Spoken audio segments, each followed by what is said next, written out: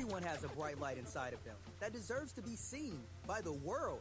That's why it's time to shine the light on the extraordinary who are accomplishing phenomenal things. This is the Shine Out Loud Show with... Good evening, ladies and gentlemen, and it's another episode of the Shine Out Loud Show with myself, Lillian Obogo. I can't believe our little hiatus break is over, and we get to open the show with a big bang because we have a very incredible woman on the show tonight. We're going to be talking about stigmas, mental health, body physique building, becoming a world-class athlete, all in the same conversation. So stay tuned, don't go away as I introduce my incredible guest, Andrea Corbett. Hi, Andrea. Hi, Lillian. How you doing? I'm good, thank you. You? I'm doing great. I am so glad to get you on the show. Thank you for having me. You're welcome. Now, I met you at a networking dinner. Actually, no, not networking dinner, networking brunch. Do you remember the networking brunch that we met? I remember the brunch that I couldn't eat at. Yeah, that would be the one, because you came in and everybody at the table was like, oh my God, look at her arms. Oh my God, let's cover ours. Yeah, I remember our conversation afterwards. It was like, I think the words that you guys used was, I commanded my presence as I walked in. You know. You look like you could bench press all of us, so we were paying attention to you. We're like, yes. What can I do for you? How can we help you? Do you want a chair? Anything? But then you said, then I smiled, and that was what made you think that, yeah, she's approachable. That you wouldn't bend us into a pretzel, so you have the most glorious smile. So, yeah, this is envy talking, people. You need to see this woman. This woman does not have an ounce of fat on her body. We saw her arms and we're like, what the hell? Angela Bassett will be envious of your arms, and you know she's a queen of arms. Yes, she is. All right, Andrea. I mean, we're talking about the fact that you went from teacher to fifth in the world of the women's body physique in your category in international bodybuilding. And you've done that, and in between all of that, you're a wellness coach, you're a personal trainer, and you're an activist. And you speak out on a topic that is actually very personal to you, which is mental health. That's correct, yes. Okay, so on top of everything else that we use to define you, you also have a mental health illness. I do, yeah. Okay, so let's talk about that, because you went from a mom teacher to being diagnosed in 2015, which turned your world upside down. Let's talk about that for a minute. Okay. Yeah, so as you said, I've got a mental health illness. I actually was diagnosed with depression and anxiety and panic attacks, so I have panic attacks also. It was a big shock to me. When I was diagnosed, all I could first think about was those two words, mental health. And when I thought of those two words, it was like, oh my gosh, am I going to need to be sectioned, or what's going to happen to me now? And how am I going to tell anybody that I actually have this problem? I was ashamed of it. I didn't know how to act. I didn't know how to manage it. It was a big deal. And unfortunately, I didn't talk about it for quite a while. And so I had time off work, which I was glad for. But at the same time, it meant that it gave me more time to actually sit and think about my illness and what I didn't know about it at that time. So that's basically how it first started, or how I was first diagnosed. But I believe now, looking back, that it first started a long time before that. But it was a build up, and that particular day at school that I broke down was actually that burnout day, the day that everything just gave in and I just couldn't take it anymore. You know, we've talked a couple of times, and every time you tell me the story, I kind of sit back and think, Wow. Your whole life gets turned upside down, and it's funny how it's just two words that says, and all of a sudden it becomes a label, it becomes a definition. And then I think about how we, especially in the Black community, hold the stigma around mental health, that we don't discuss it, it doesn't happen, or even if we do, it's kind of behind closed doors and, hushed tones. Why is it that still, in your opinion, that we still find it hard to be open and discuss mental health issues within the community? Personally, like I said, I was unaware of what mental health illness was actually all about, because of lack of education. I wasn't educated, although I'm a school teacher, I wasn't educated on what the illnesses actually consisted of. And there's more than one, and they vary from person to person. And I believe in our culture, it's a taboo subject because of what I mentioned before. Like, people were normally, back in the day, you were sectioned if you had a mental health illness. Exactly. And that meant that you was on high doses of drugs, and it was a shameful thing, that you was out on the street talking to yourself, and you would cause an embarrassment to your family. And so I believe that how the older generation actually think about it is still back in those times, whereas it's not the case now. However, because of the stigma that they had back then, it was a taboo subject that they didn't talk about. So then it wasn't passed down into generations about what the illnesses are actually about. So as everybody got older, you were still uneducated because it wasn't something that was freely spoken about in your family. Mm-hmm. Yeah, shush, yeah, she's not well. There's so different things that people would say that really don't help, but that's what they think is helping you. So yeah, it's a shame that has had to happen. Hence why I want to come out and say, let's talk about it, because it's nothing to be ashamed of. You would freely talk about your physical health. Yes. I need to go to the gym, look at me, I'm putting on weight, but you wouldn't talk freely about your mental health. If you were suffering, if you wasn't feeling happy for a continuous amount of time, you'd hold that in, and you wouldn't talk about it. This is true. I mean, you point to the older generation, but I think there's still, even in the younger generation, there's still that fear, that idea that there's something inherently wrong if you were saying you have a mental illness, or there's a problem. And again, I think sometimes the stereotypes that we use around us as Black women, Black people, is actually counterproductive. Like, the strong Black woman, that doesn't make room for someone to say, I'm not feeling strong, I'm not feeling wholesome, I feel like I have a problem. When we are lauded as being strong 24/7. I don't know how you feel about those stereotypes. That was exactly me. I was the strong Black woman who had a very good job. I was head of department for 2 subjects. I literally taught the whole school either business studies or computing. And so me coming out saying that I was struggling with my work meant that I was a lesser person than what I really was, and I couldn't let that be seen. And if I told people that, I'm not feeling too good, they would actually laugh at me, because they see me as this strong Black woman that can manage the whole world. And that's not the case all the time, but I think it's because we put on this, what I call, I am fine face. Yes. How are you? I'm fine. I know that face well. When you yeah. use fine, and there's almost like you try to classify whether it's a fine with a big F or a small F. Yeah, I'm fine. No, really, I'm fine. And you smile through the fine with the crazy eyes go, yes, I'm fine. Can you not see how fine I am?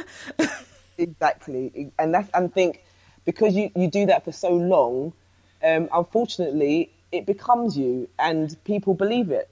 And that's exactly what happened to me. And I think with us as Black women, we struggle so hard to get to where we want to be. And when we get there, we we feel lesser, like I said, less of a person, ashamed to say that we, not that we can't manage where we are, but we just need to take time out and focus on yourself for just a bit. I know with myself, my work was a big part of my life. And, everyone said, oh, you're lucky, you're a school teacher, you get all the holidays. That was so not the case because of where I was and my role in the school. It meant that my holidays consisted of either marking work, changing the curriculum. It was a lot around my work. And then Right. I had a teenage son who was very active in football. So then my weekends were taken up taking him to his events. And so there was little time for me. Mm-hmm. And if a family member needed help, I would be there for them. And it's not saying that I didn't want to do any of those things, but I didn't make time for myself. Well, you see, that's an interesting segue because that brings, I was going to ask this question later, but let's talk about taking care of self because, we have this idea, especially, and I'm going to keep harping back to women of color because we are the hardest on ourselves continuously. How do you take care of yourself now? What's your self-care routine like? Taking care of myself now. So I literally live by my company name, which is focused on creating your ultimate self. And that consists of going to the gym. If I need to rest, I will rest. If I'm feeling, not so good one day, I will recognize that fact and I will, not do as much as what I had intended to do. And I sleep a lot as well. Not a lot, but I sleep because I find that once I sleep, it's my reset button. I can go again. And the most important thing is nutrition. When I was first diagnosed and I was at home, I would sit down and I would eat continuously, just whatever I felt like I wanted to eat. And Right. so I binged a lot. And so that has been a big problem of mine. And I've realized now that I've stopped the binging, that when I do eat sweets or chocolates, it really has a bad effect on me. So nutrition plays a big part in how we feel about ourselves. And so my daily care is, making sure that I do some form of exercise, whether it be cardio and or going to the gym, and eating well and making sure that I listen to my body. If my body says I'm tired, then I won't go to the gym. I feel that I will do myself more damage if I went to the gym whilst being tired or whilst not being in the right mood. So I say, okay, I'll rest. And more likely than not, if I say that to myself in the morning, I'll probably end up by the evening going to the gym because I would have felt better. So I try not to put too much pressure on myself. I like that. And smile. I love smiling. I was like, why are you so happy? Because I can be, because I really am, because being happy takes up less time than being upset. And you do have a gorgeous smile anyway, so I think, yes, sharing that with people is actually quite fun. Thank you. You're welcome. No, seriously, you do have a wonderful smile. And you've brought up a couple of things. You've mentioned nutrition. You've mentioned, resting. You've mentioned authentically listening to your body. Now, I know that when we met, you couldn't eat, with the rest of us, and I know you're on a particular diet. But do you think it's a one size fits all in terms of diet, or do you think that if somebody, finds that they can tolerate meat, they should eat meat, but, very good quality meat? If someone says, well, I can't tolerate it, I'm a vegetarian, or do you think it's really, because you get people who get into the personal training industry and then they start to say, no, you have to eat this way. Where do you stand in that? Well, first and foremost, I'm not a nutritionist, so I've done nutrition throughout my course, but for me to turn around and tell someone they must do X, Y, and Z is not what I'm about. And the reason for that is, if someone was to say that to me, I wouldn't go with them because I don't like to be dictated in that manner. I like to work alongside my clients and say, okay, what would you rather have in your diet. You know, what would you rather eat? And another thing I don't like doing is calling it a diet. We change it to lifestyle, because it's something that you want to continue for a lot longer than you would a diet.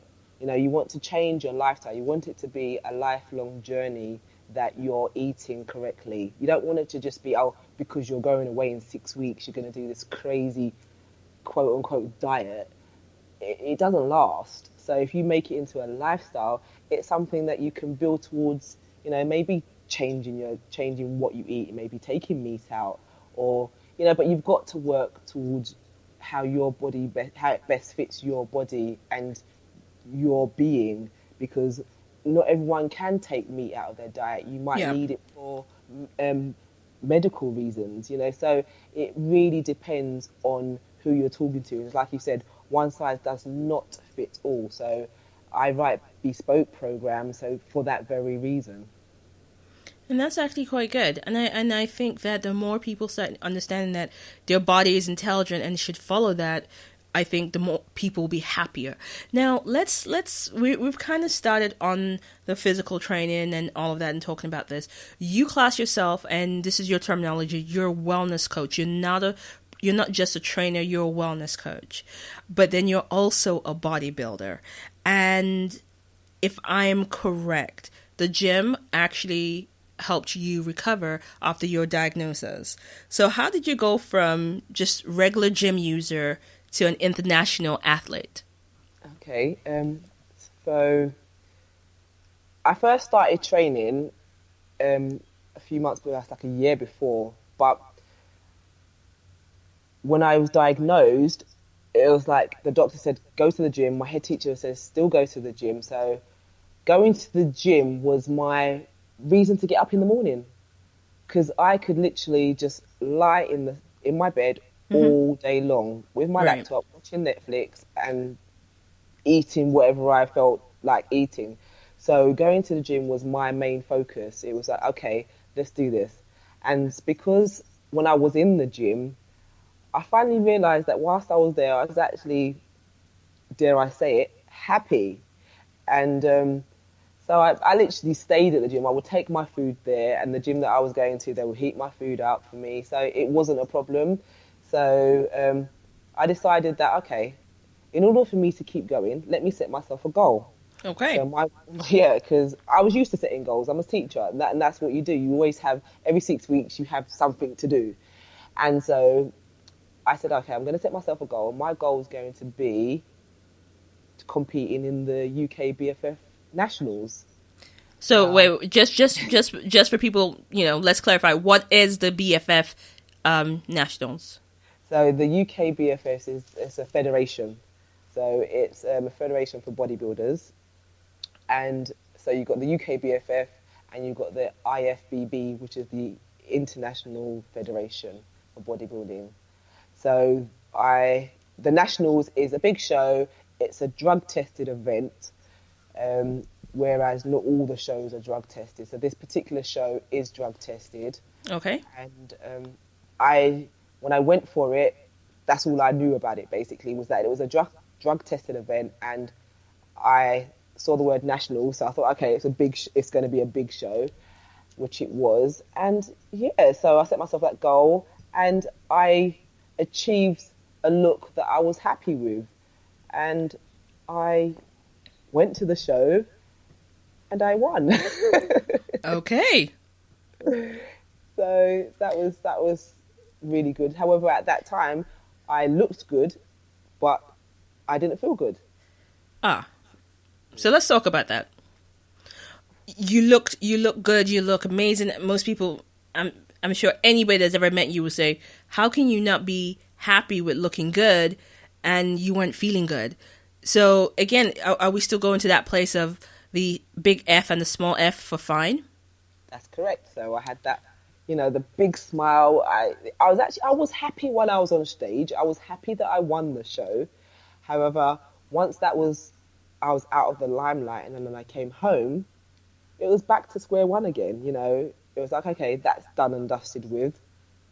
I'm back to my room, four walls, and my bed. And I feel that a lot of us would like to, to say that, oh, because we look good, we feel good. And that's really not the case. I could look like you could have just picked me off the street. But right now, I actually feel happy. And so my thing is, you can feel good, but not look good. And when I say not look good, I just mean we're very materialistic. You know, our looking good is you've got to be glamorous and you've got to, as a black woman, you got to have, you gotta turn up now. Come on, you gotta turn up. Exactly. You gotta have your swag on. You gotta be all fleeky and whatever keywords they use out there now. But yeah, my point is, I can walk out of here with my head tie on, and I'm actually really happy. But you might look at me and think, oh my gosh, I hope she's okay. You might even start feeling sorry for me. But there's no reason to. Whereas if I was all fleeky or hair done and, dressed to the nines, wow, look at her. She's got her on point. Yes. We just so superficial. We obviously with the mental illness, you can't see it. If I had a broken arm, there was something wrong with me. If I had a cold, you see me sniffling or grabbing for the tissues. But with a mental health illness, you don't know. And so we take that for granted, that because you don't see a person looking a certain way, oh, she all right, man. There's nothing wrong with her, because she looks fine, and that's so not the case. It's really not. So that's why we need to talk about it, because unless we talk about it, no one knows about it. It's not rocket science. This is true. This is true, because the more we don't talk about it, the more it becomes harder to talk about. And, and if we're not talking about it in our circle, it's not going to be spoken about in the wider circle generally. This is why my point was in the beginning, where I said it came from the older generation, because they didn't speak about it. It trickled down. So yeah. In fact, it didn't trickle down because they didn't speak about it. And so, it's more than likely than not, if your parents didn't speak about something, that means you're not supposed to speak about it. So if you hear them talking about it freely, then, okay, we're free, we're allowed to talk about. But because you didn't hear that conversation happening, so it's a taboo subject, so we're not going to talk about it. And also, I was 38 when this happened to me, and I was a wreck. I was a mess. I didn't know what was going on. So imagine what the younger generation feel like when they're going through a mental health illness. I can't even fathom the thought. So that's why we need to talk about it more so, because we need to let them know that if they're going through something, it is okay to let someone else know that you're going through this. Don't keep it to yourself. It's not something that it's not rude. It's not. I don't even know the key word to use. It's not taboo. It's not taboo. Yeah, it doesn't mean that you're less than or weaker. I think it's about time that we let the strong black woman stereotype fall by the wayside and embrace the full black woman who is human. Because in my estimation, I think sometimes a strong black woman stands in the way of the human black woman. Correct, because we have to be that person that, yes, we got this, we've got this, we've got a good house, we've got a good car, we've got a good job. But are you happy? These are all materialistic things, and these are the things that I've realised now.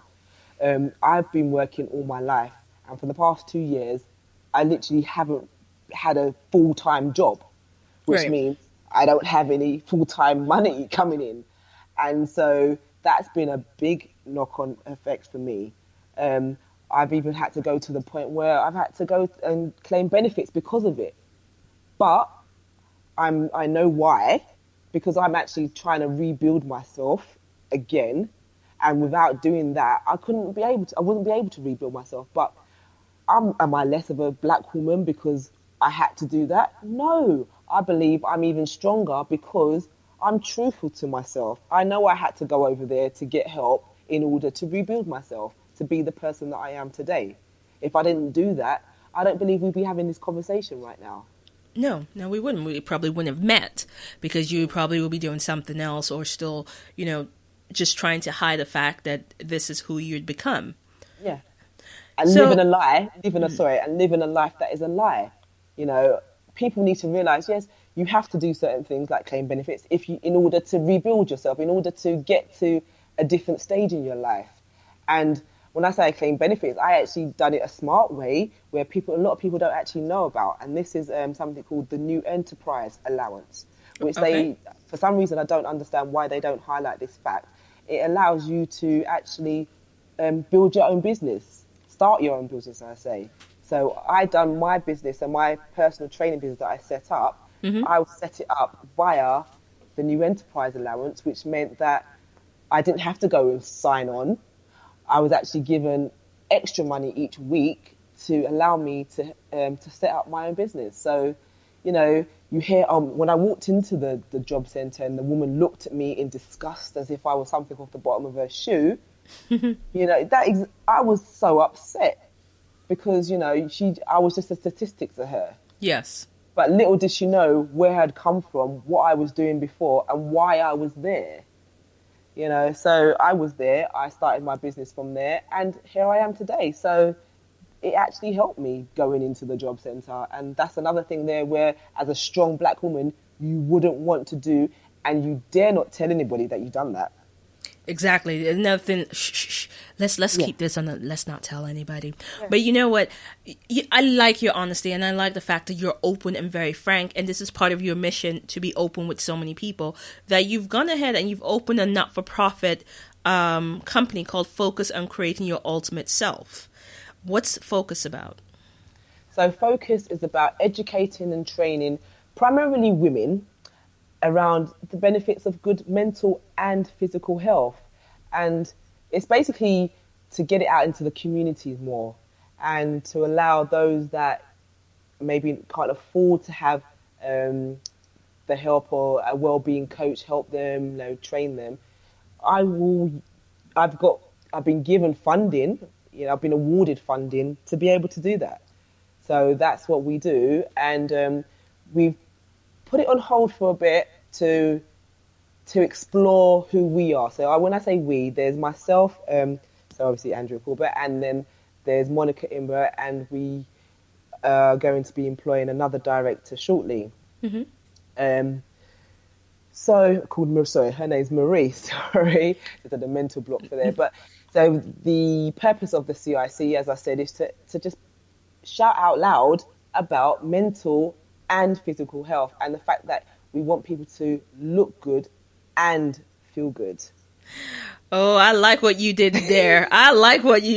So what's your so loud moment? Since you segued there, you might as well continue. What's my so loud moment? Yes. So my so loud moment, is the fact that I was able to set up this organisation, and wow, my brain's just gone blank there. So we set up this organisation just for the community, for us to get out there, for people to it's just basically, it ties in with everything else that I'm doing. So just about talking about mental health and fitness and promoting the fact that fitness was what helped me manage my illness, and it also helped me come off the antidepressants. All right. Sorry. No, I was going to say, I think that is just really amazing. And I think for a So Loud moment for the week and our first So Loud moment of the new season, I think that deserves a huge round of applause. So let's see if we get this to work.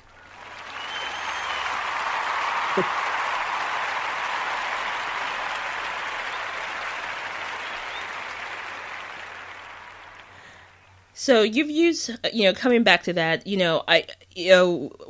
may look at it and go, yeah, it's another community-based organization or a not-for-profit organization, but it's an organization that is actually going to do a lot of work, because once you help people take care of their mental, their physical, they can accomplish anything.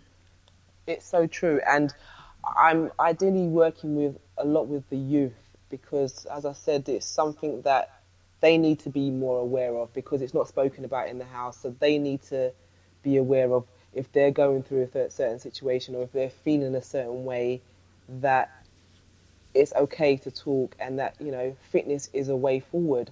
I'm actually working with a group of young ladies who are under the social care help, and they were I'm going to be taking them to the gym and basically just being their fitness mentor. Even their social worker the other day was a bit jealous. She was like, "Oh my God, they're getting you for free. We need you. We need you." And then, so, but they need me more. They really do, and yeah, that's who I am, what I want to do, what I'm going to be doing, and the reason why these last 2 years have been a struggle, but I'm now seeing the light at the end of the tunnel now, because as I said, I'm in a good place. I still have some dark moments, whereas before I was having dark days and weeks and maybe even months. I just have moments now, which is really good. So, what tools and techniques can you share with people who are going through their dark moments that you use to actually help kind of snap you out of it? So, it all boils back to the word focus. So, focus on creating my ultimate self. I just focus on myself. I know not everybody's thing is to go to the gym or for fitness, but getting out into the fresh air, going for a walk, or even doing something that you enjoy. People like to partake in sports, but I believe with sports, you have to rely on somebody else or other people to participate in order for you to go ahead with that sport. So if you find something that is just something that you can do, I personally believe that's even better, or as well as contributing to a sport. And to talk. Find someone that you can confide in and talk to. There are quite a few helplines out there also that, will just provide that shoulder to lean on, that listening ear. I think most of the time you just need to just let it out, because the more time you go over it in your head, that's the worse it gets. I found with myself, I would think something, and once I've either spoken to my best friend about it, it was like, okay, it wasn't that bad after all. But in my head, it was the worst thing ever. Right. So my advice is to find something that you enjoy doing, find someone that you can talk to, and just try as your utmost to be happy, and try not to take on too much stress, and take a step back when you feel that you need to. Because I believe, like with myself, I didn't take that step back whilst I was at work, and then unfortunately I had to resign from work as a result. But I believe if I had taken that step to talk to someone, to explain, this is how I feel, I don't think I could deal with so much of the workload. Can we do something about it? Then possibly I probably could still be there. But, who knows? Who knows? But you know what? I'm sure that the people that you're going to change their lives and people that you're going to touch are glad that you've taken this journey to become the person that you are today. So am I. I look back now, and when it first happened, it's like, why me? And now it's like, I'm glad it was me, because if it wasn't me, who would be here talking about mental health? I've just started, but I'm going to be making some loud noises. Yeah. Cool. Listen, we've had some questions come in. So the first question was around the point that you made around how exercise helped you get off antidepressant. And they want to know exactly how did that come about? How did exercise help you go off antidepressant medication? Right. So when I first was diagnosed and the doctor just handed me over this prescription, as I was uneducated about the facts around mental illness, I just took the prescription and I started to take the medication. But whilst I was in the surgery, they said, before you start taking the medication, there's something that you should know. It will make you go down before you go up. And that just confused me. But I took it anyway because, the doctor said I needed to take this in order to get better. So this is the magic pill that was going to make me better. So I was taking it, and I was finding that it wasn't really, I don't know, it wasn't really making me feel any better, despite the fact that the length of time that I was taking it for. And I would stop, and then I'd have to go back to the doctors, and, she would tell me not to stop, I need to keep going. And then that means I would have to do that downward before I come back up again. And because of the gym, and I was, this word endorphins kept popping up, and I was like, how much of it could I take? Because I didn't even know what that was either, you know. I laugh about it now. I was like, can you take an overdose of endorphins? Like, no. So now, yeah, now I shout it from the rooftops. I know exactly what endorphins means, and it means that it just releases this happiness. This is the best way I can describe it. Happiness is within inside you, and you know, you feel like you can conquer the world. And I was getting that feeling, and especially when I was training, and I could see my body forming and changing into this new person. And then I competed in the British finals, and I done really well there. I came 7th, and then because I won the nationals, I was then able to do the world championships, and I came 9th then. And I thought, you know what? All this in the space of a year, and dealing with my mental state. If I can do this, let me try starting the new year, which would have been 2016, afresh. So I decided that I was going to stop taking the antidepressants, and I was going to stop drinking alcohol. Okay. And I don't advise this for everybody to do, because obviously certain people need the medication in order to control the illness. Yes. But I had the mild to moderate, so I felt within myself that it was the right thing to do. Maybe I should have consulted my doctor, but I didn't.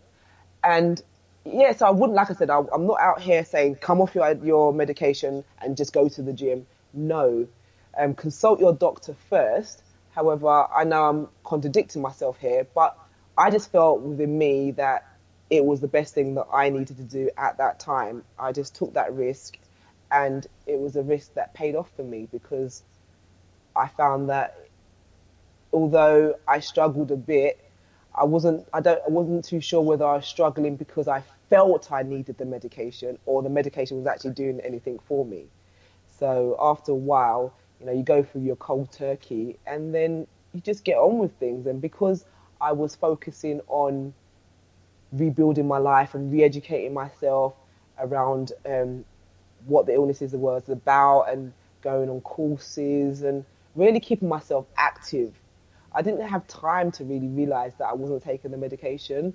I was more focused with everything else that I was doing, and that was actually, you know, bringing me joy. So again, the endorphins were kicking in regular now, not just by going to the gym, it was by the things that I was actually partaking in, like the courses and the network events, and, you know, just going and meeting other people, and just, yeah, meeting other people is another good thing as well, socialising. And it wasn't necessarily socialising in a nightclub environment, it was socialising in the same environments that I met you in, you know. Yes. So it was just meeting like-minded business people, and I knew that I wanted to do something for myself, and I thought, okay, this is going to be the year that I'm going to start this. I've got I have teaching background.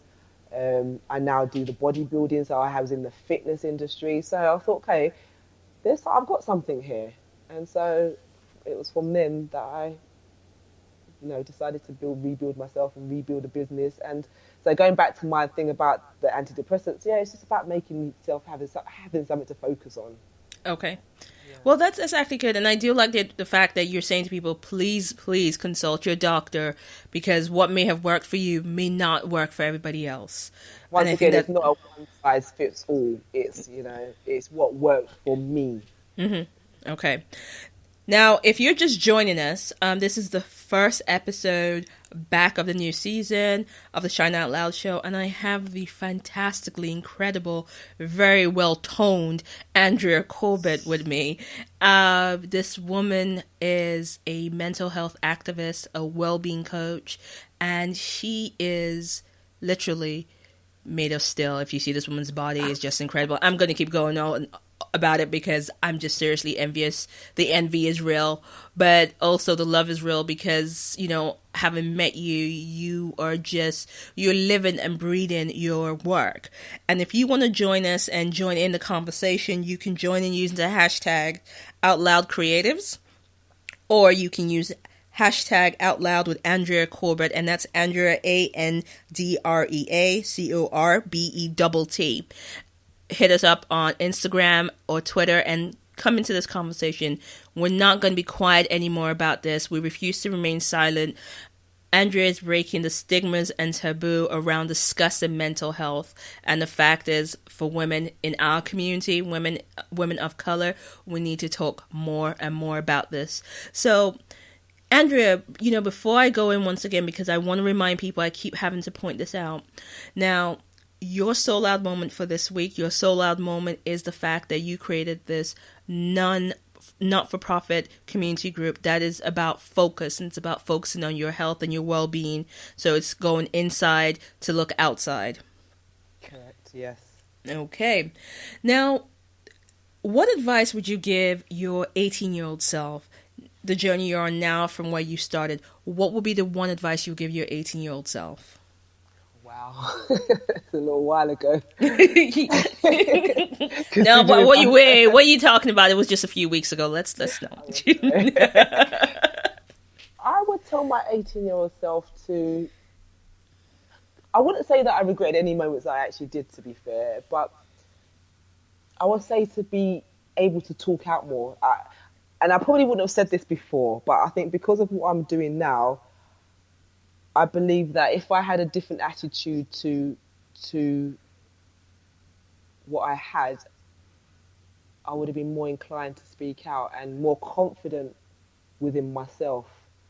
And I don't believe that I had the confidence that I needed, and also the people that I had around me who I thought I needed to have around me weren't the right people. So for my 18-year-old self, I would say, yeah, just to have more confidence to say and do what I really wanted to have done. Right.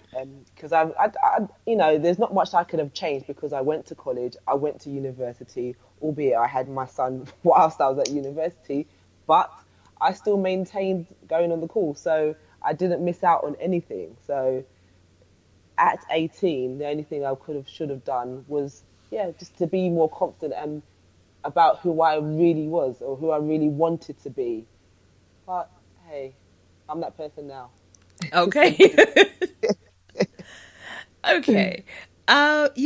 You mentioned about the friends and, the people that you thought should, that you had with you. Now, when we were at that networking brunch, the speaker, Melanie, spoke about who's in your corner and having the right people being, the right team in your corner. So when you started changing, when you started, after your diagnosis, after you started rebuilding your body, and you said you wanted to compete professionally, what did your friends or family say?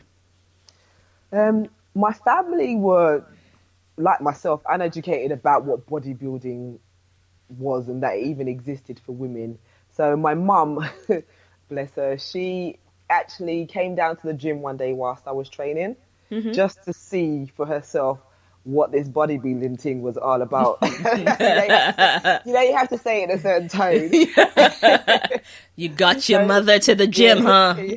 So she came down and she said she could hear me before she actually saw me, which was funny. But I think from then she could see how hard I was working, and then to actually see me perform on stage and win the show, it was breathtaking for her. And then she came with me along with my aunt and my cousin to my first international show, and she loved it, and she's proud of, although I've gone through all the things I've gone through, but she's proud that I've maintained doing something that I've enjoyed doing. And yeah, they're all proud of me. But with my friends, some of them who would wanted to send me text messages and pictures of bigger women with lots of muscles and telling me, please don't get like this and don't do this and don't look like this. And do I think I'm the Naomi Campbell of the bodybuilding stage?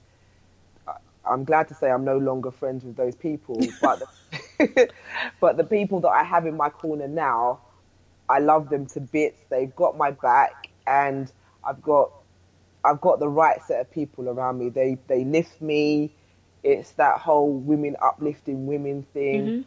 And I'm proud to call them my friends. I'm proud to say that they're with me every step of the way. And yeah, I've got friends that my best friend Tinika, who's always there by my side, always Awesome. taking she's my personal photographer. She's always there taking pictures of me, and she's just always on the other end of the phone. She's that person that I call, you know, this happened, that happened. Guess what? Oh no, she gets it all, and I'm so glad that I have her because. Yeah, she's probably one of the ones that has more time for me than anybody else in terms of listening to me. Everybody's there for me, don't get me wrong, but yeah, she's the one that, between her and my mum, they're the ones that really are there. But I know I've got my other girls that are, you know, just as good, and when I'm with them, I feel really great, and that's the best way. I had friends that wouldn't invite me out because I was dieting or I was doing a show and I can't drink alcohol. But then on the other hand, I've got another set of friends who are, you know, go out, they eat all the time, they drink, but they know I don't partake in that, but they will Right. still invite me out, which I'm so happy for, and I'm so happy that I've got them. Well, let's give a shout out to all the awesome friends in your circle and to your mom and Tina. We love you Tinika. from here. Yeah, Tinica, we love you from here. So, yeah, definitely having the right people in your circle is not just necessary, it's vital. It's like air, because if you don't have the right people in your corner, you could get yourself in a lot of trouble. definitely. And I mean, even though I don't see them all the time, we've got a WhatsApp group that's very strong, and you know, I know some of them are probably even listening now as well, and it just makes me feel good that they're just there at the other end of the phone, and you know, they're always rooting for me. Awesome. Yeah. Awesome. Awesome. Now, when you look at the competition stage and you look at especially a competition like bodybuilding or physique building, you have this kind of idea that it's going to be very intense and, everybody's in it for themselves, or is that just what it looks like? Is it more of a collaborative approach? Is it more, do you guys champion each other? How does that work? A lot of the time, everyone's in it for themselves. But because of who I am and what I do, I'm in it to help other people. My main focus is to show women of colour and women of age as well, because, I'm not a youngster anymore, that, put your mind to something that you really want to do and you can do it. And when I go to the international shows, I'm the only black woman there. But it is intense though. And being around people that have your back, it just boils down to the whole friendship thing as well.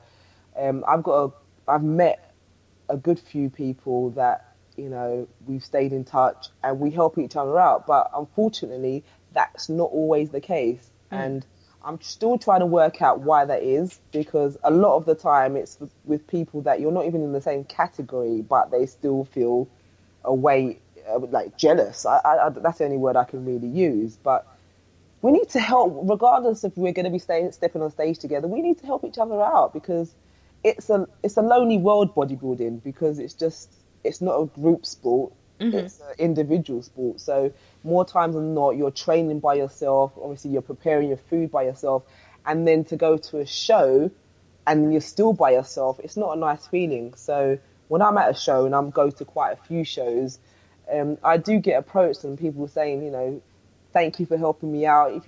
If I see someone that needs help, I'm going to help them. That's just in my nature. I cannot watch someone try to put on their bikini and not go and help. And a lot of people would walk past that person without even thinking about, should I help? And I don't understand why. Well, again, I will say is going back to what we talked about in the beginning, is that this is what we've been taught is a norm, and this is why we need new norms. First of all, the new norm is, we talk about what affects us and what hurts us, and the second part of that new norm is we're in this boat together and we are going to support each other on this journey.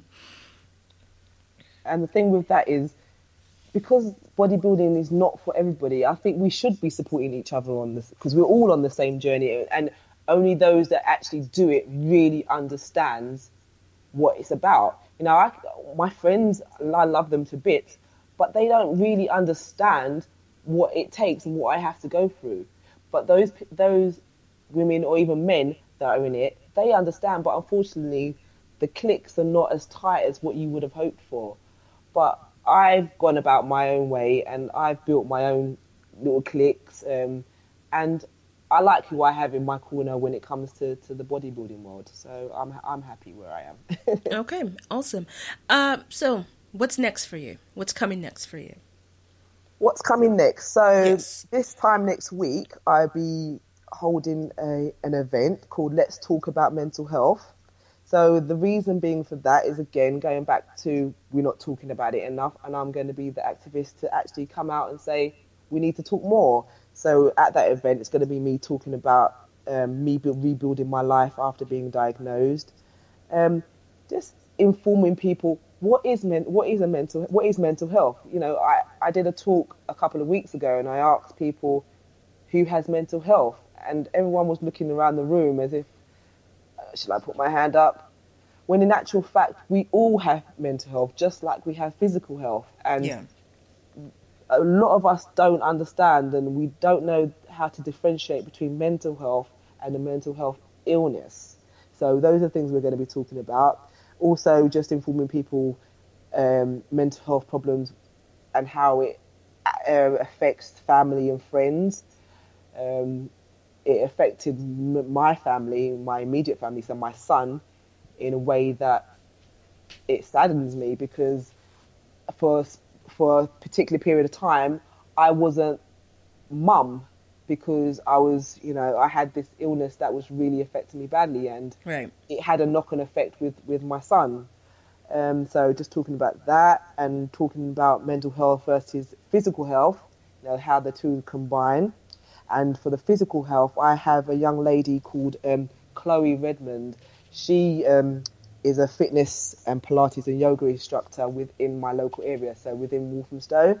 So Okay. she's coming on board for the physical health, and just informing people about what they can do for their mind. Like, you know, say you have 5 a day for your physical health, talking about 5 a day for your mind. And lastly, talking about mental health problems at work. So as I mentioned before, unfortunately, I had to resign from my teaching role, and just, you know, educating people on steps that they could possibly take so they don't have to go that far. Or even if you're an employer, how to speak to or how to approach the conversation with an employee. And any questions that anybody else has to ask me, I'm quite open about what I speak about, as you know. So yeah, I'm just here to just talk. You're here to talk and you're here to share, and I really appreciate that. And just basically, very quickly before we wrap up today's show, and I don't believe that we've actually almost come to the end of the hour. Wow. You are also trained. You actually physically train people as well. So you take on clients. Oh yeah, you did ask me what else am I doing, don't you? And I just mentioned that one thing. Sorry. Yes, Well, you so think my, I was gonna let you get away with not telling people that you actually help people create the body that they want to have? oh, No. yes, I do. So I'm a well-being coach, and a lot of people know personal trainers, and where I differentiate myself from personal training, or personal trainer, shall I say, is that I help you with both your physical and mental.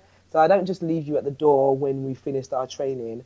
I want to know that you're okay afterwards, that you're managing your lifestyle, diet okay, and that if you do have any issues, that you feel free to just talk to me, or, you know, via WhatsApp, whatever the case may be. So yeah, and I want you to look good and feel good. So hence why I say I'm the wellbeing coach, because I want the holistic view of your body, just not the exterior.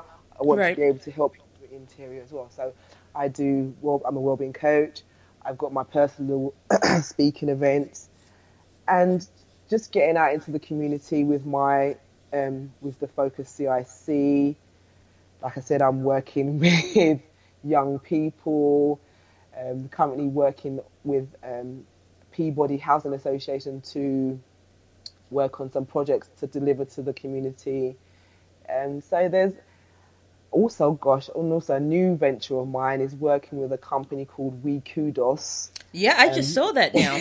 Yeah, so they're a group of doctors that have come together to put, the same. They got the same ethos as I have, and that's just working together with health and well-being and physical being. So we're working on a little project, shall I say, that should be coming out in the near future.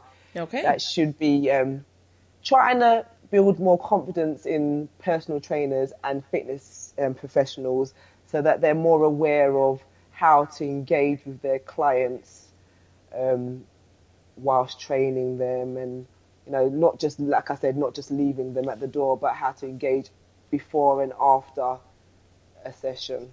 Okay, so we should just say we should watch this space come in for that We Kudos project. Yep. Okay. So we'll watch this space. But you've told us how, the work you do with personal training and everything else. But you haven't told us is how can people contact you if they want to get the personal training, if they want the well-being coaching, if they want the tailored meal programs that you have. How can people find you? So I've tried to make it as easy as possible. So my website address is www.andreacorbett, so with 2T's.com.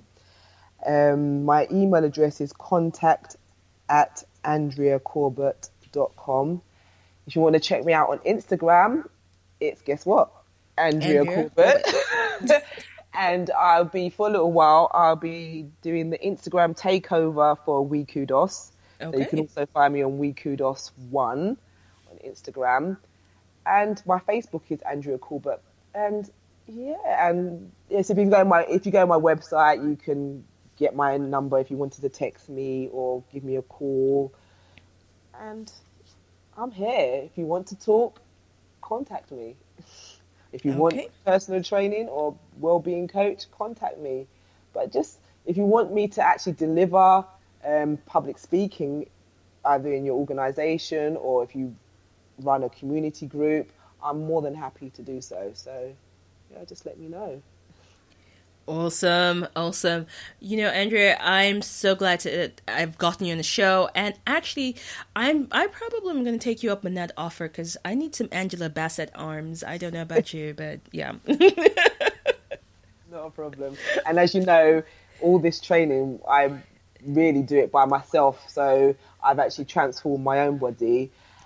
I do get help now that I'm getting really serious from a gentleman called Fitness for Lucas. Okay. Who pushes me to that extra mile. So when I want to stop at 10, he's making me go to 15, possibly even 20. But I need that if I want to get to a certain level. So I'm more than happy to have him on board. Andrea, we're going to need to talk about that pushing thing because I don't do too well with being pushed too far because, we'll talk about it off air. Everybody needs somebody. No, seriously. It's been a delight to have you, and I am looking forward to more of your work. I'm looking forward to seeing you standing out and talking about mental health, mental illness, and, especially in and outside of our community, but actually the things that we need to do on a day-to-day basis to also help safeguard our mental health. So I'm looking forward to where you're going next. And yes, and I think we should look at getting you back in and after your next competition and talking some more.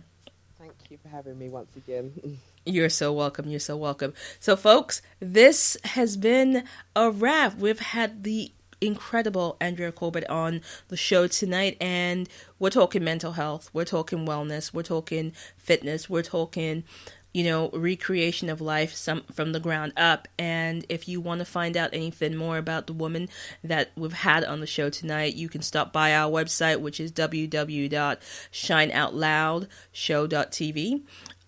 Go on to Spreaker.com, find us there. You find us on our Instagram, our Twitter, and Facebook page. And reach out to us if you have any questions for Andrea. We'll pass them along. Or actually, just go onto Andrea's page, and you can find her under her name. That's Andrea Corbett. And it's been a pleasure, and we'll see you next week. Once again, Andrea, it's been a pleasure. Thank you.